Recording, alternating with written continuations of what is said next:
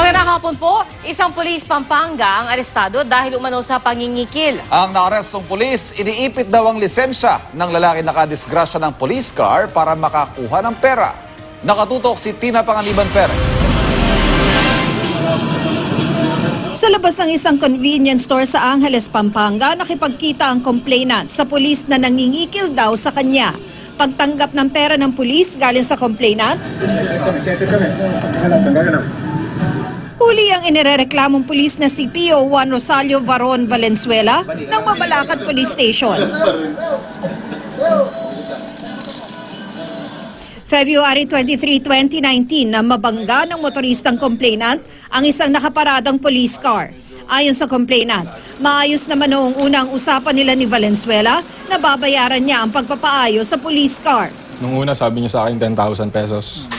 Kaso after a day or two, naging 15,000 pesos.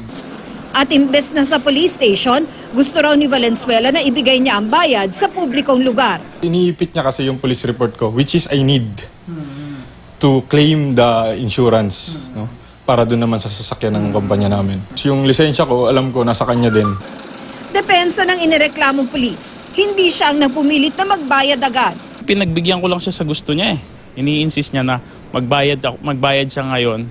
Magbayad siya ngayon kasi may luluwas nga daw siya ng Cavite. Pwede rin ikaw na mismo magbigay doon sa may pagawaan ko sa namin ginawa para ma-issuean ka ng resibo. Sabi ko sa kanyang ganon. Dapat doon na mismo, inayos na agad nila. Hindi na pinatagal. Proper talaga niyang kasuhan. Kung may kasalanan talaga yung nakabangga. So, dapat gano'n ang ginawa ng pulis.